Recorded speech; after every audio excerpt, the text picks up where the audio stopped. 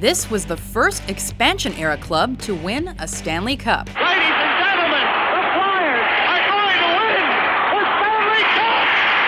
The Flyers win the Stanley Cup!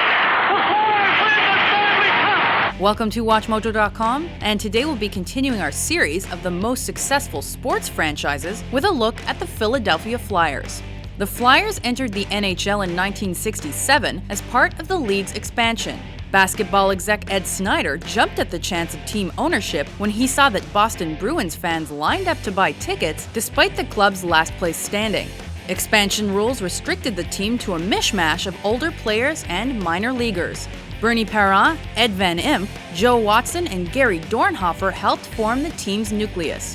In 1969, the Flyers drafted a 19-year-old diabetic from small-town Manitoba 17th overall. Bobby Clarke became the team's best player, and by 72-73, they celebrated their first winning season with him as captain. Rick McLeish became the first Flyer to score 50 goals in 1 year. The next season, Philly defeated Bobby Orr's Bruins to win their first Stanley Cup.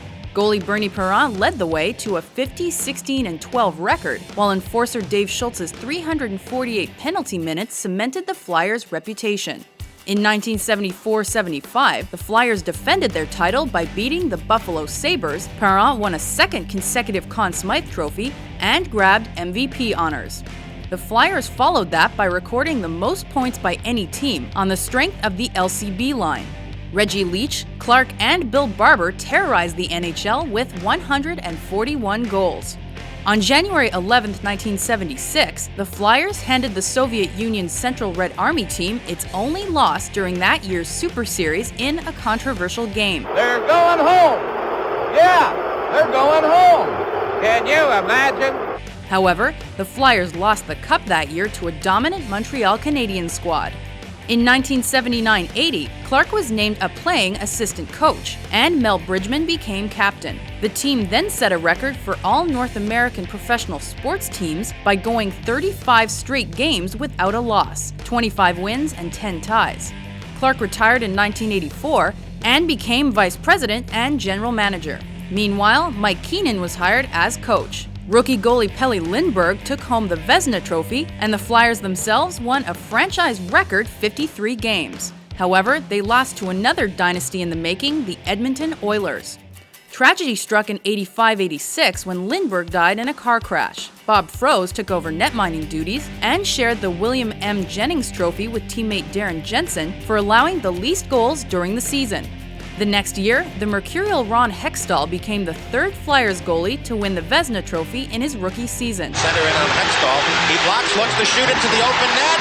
He has scored!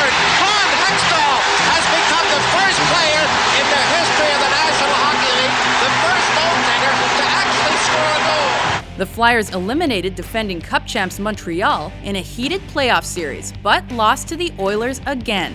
Hextall made MVP, and this marked the second time a Flyer won the Conn Smythe despite being on the losing team.